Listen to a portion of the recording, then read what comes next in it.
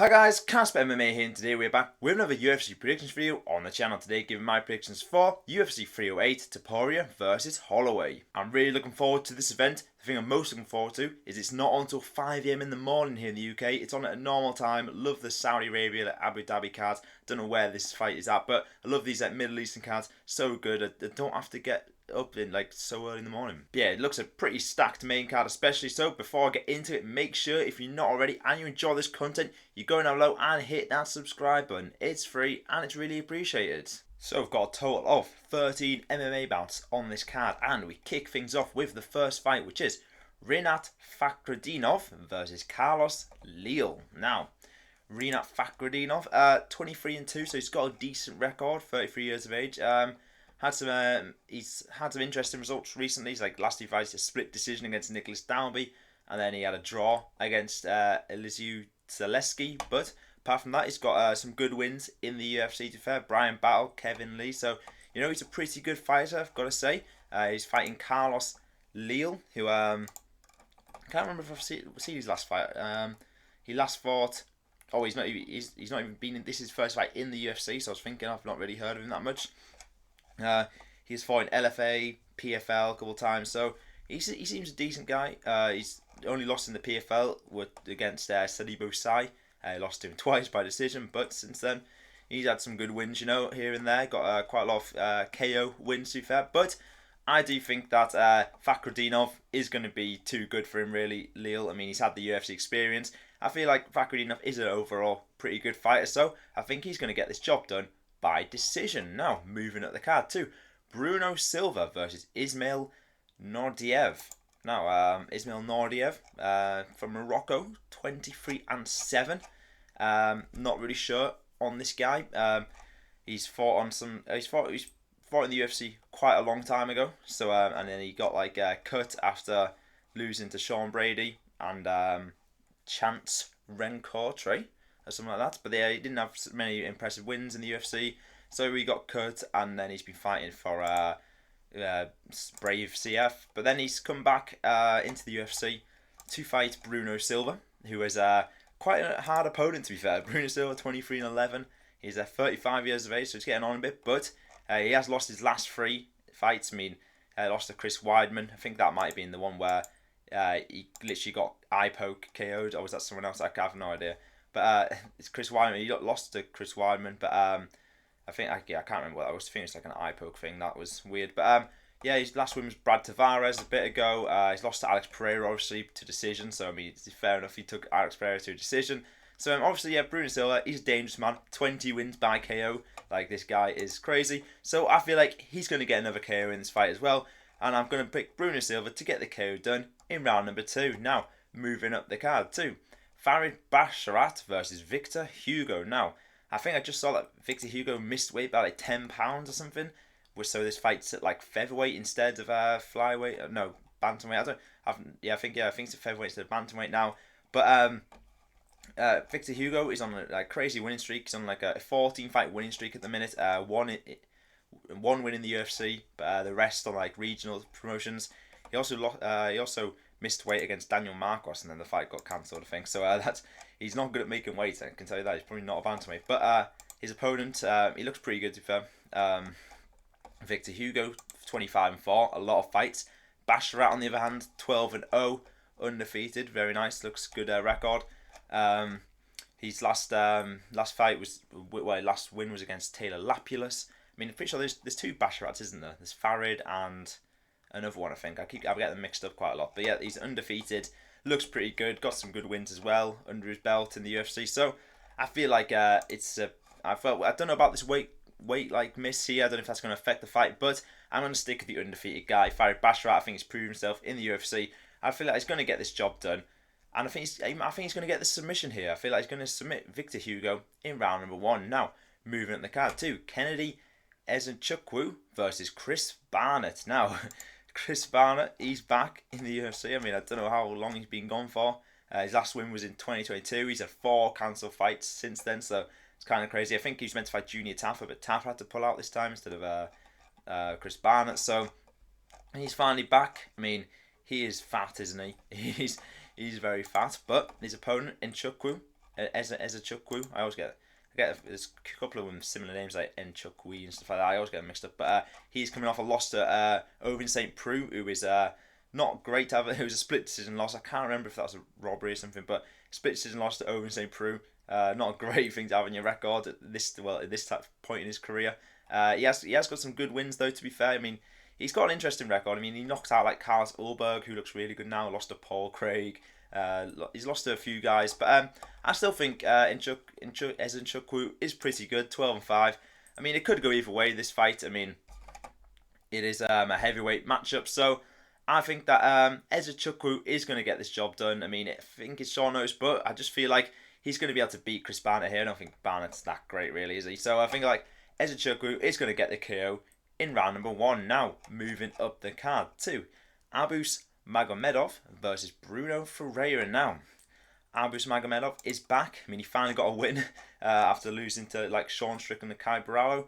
I mean, giving Magomedov Sean Strickland was actually a crazy decision by the UFC.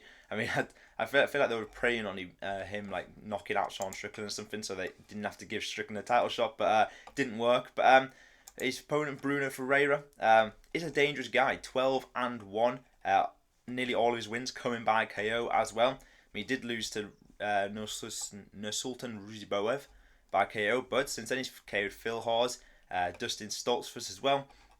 So he has got quite a few good KO wins on his record. So I feel like this is a very close fight, to be fair. Like both these guys are like decent level UFC fighters, but then they haven't neither of them have beat top level opposition really. I mean, Magomedov's last win was against Wally Alves. Both of these guys have KO'd Stoltzfus. So I feel like this could. I don't see this going to decision. If I'm being honest, I feel like it's going to be a knockout here, and I feel like if Magomedov comes out in that first round and he looks really good, if he doesn't make it past round 2, then I feel like Abus Magomedov is going to get the KO in round number 1. Now, moving up the card to Mitebek Orolbai versus Mateusz Rebecki. Now, great to see Orolbai on another card. He seems quite active, to be fair. He's fought in 2023. Nice fighting again in 2024 after he's just beat Brenner. I mean, what can you say about Orolbai? He's pretty good. I mean, I've seen a few of these Kyrgyzstan fighters on these promotions recently and stuff, and only 26 years of age. He looks pretty good. He beat Medic and Brenner, so they're two good wins to have under your record, to be fair. Rebecki as well is a very good record, 19-2. Did lose his last fight to KO by Diego Ferreira. I remember his face absolutely battered in that fight, to be fair. And but to be fair, he's got some good wins in the UFC as well. So should be a fun little matchup, this one. Looking forward to it, but I don't think I can bet against Orolbai winning this fight. You know, I feel like he's looked pretty good in all his fights so far. Made Brenner look pretty bad. So I feel like Orolbai is going to get this job done. I mean, Rebecki is pretty good, but I feel like Orolbai is going to get the job done by decision. Now, moving up the cards to Jeff Neal versus Rafael Dos Anjos. Now, RDA versus Jeff Neal. Quite a good fight. This is a pretty good fight to be on the prelims, to be fair. This is like quite a big matchup in welterweight, to be fair. I mean, both these guys are getting on a bit. Jeff Neal's 34 now. Has lost his last 2 fights, but I mean, he was against Shafkat and Ian Gary, so he's fought 2 undefeated guys in his last couple of fights. But before that, he beat Luque, he's beat Ponzinibbio. He's got some good wins on his record, to be fair. RDA, on the other hand, he is on a slippery slope. He's 39 now. He's getting old a bit. He lost his last 2 as well to Luque and Gamrot. So pretty sure he knocked Gamrot down there in the first round, if I remember. I can't really, but he looked good for like the first round. But then Gamrot wrestled him to a victory. But should be a fun little fight, this, to be fair. But I do think Jeff Neal, the young guy, is going to get this job done. I mean, RDA's not looked the greatest in his last 2 fights, so I feel like Jeff Neal is going to get this job done by decision. Now, moving up the card to Ibo Aslan versus Rafael Sakara. Probably butchered that one. But both these guys look pretty good. Sakara, 11-0. This is his first fight in the UFC, I believe. Yes, it is. He's 7-0 on a thing called Demo Fight. Never heard of it. Couldn't tell you what that is. But a lot of KOs, I've got to say. 8 wins by KO. And he's got 11 wins in total. So looking dangerous. On the other hand, Ibo Aslan, 13-1. I mean, all 13 of his wins are by KO. We saw him win against Turkalj in his rematch they had, because he got his only loss in his career was a submission to Turkalj. Then he beat Turkalj by KO in round 3, which was kind of crazy. So this should be a fun fight.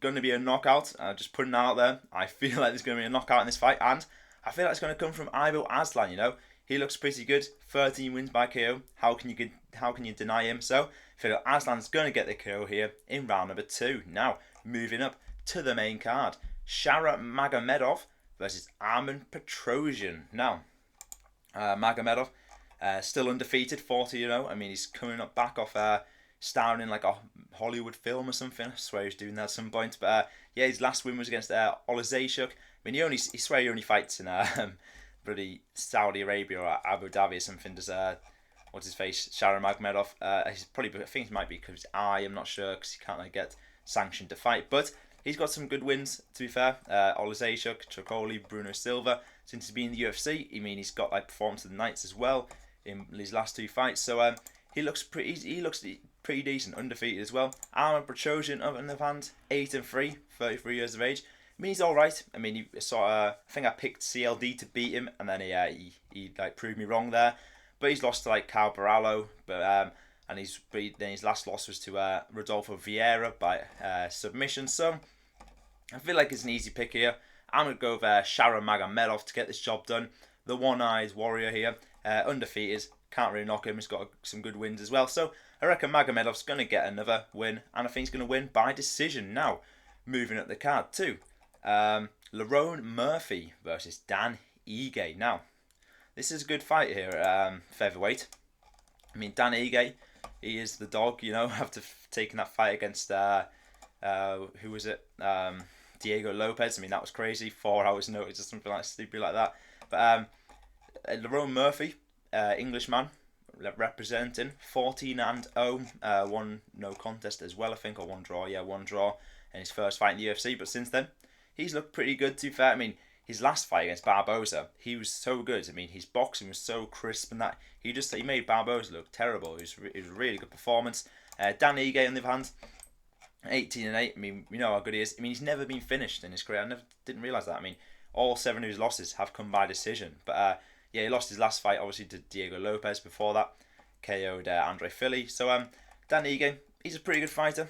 This should be a fun matchup. There's some fun matchups on this card. I'm looking forward to it. But I feel like if Lerone Murphy comes out and looks how he did against Barboza, I feel like the boxing would be much better than Ige's here. And I feel like Murphy will get this job done by decision. Now, moving up the card too, Magomed Ankalaev versus Alexander Rakic. Now, I don't know why Dana has decided to give Ankalaev Rakic for some reason. Like, I feel like he hates wrestlers, because I'm pretty sure Ankalaev was like next in line for a title shot, but then he just gave it to Roundtree, so that was quite funny. But yeah, obviously Ankalaev, I mean, he got that win against Johnny Walker by KO.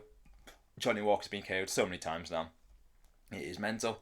But yeah, he's 19-1. His only loss coming to Paul Craig in his first UFC fight. I mean, Paul Craig's got such an interesting record. But yeah, since then, looks pretty good. Only 1 draw to Jan Blachowicz, and he's knocked out Anthony Smith, Kutalaba. So Ankalaev is pretty good. Rakic, on the other hand, 14-4. Obviously, we just seen him get knocked out by Yuri Prohaska. He fought Jan Blachowicz before that.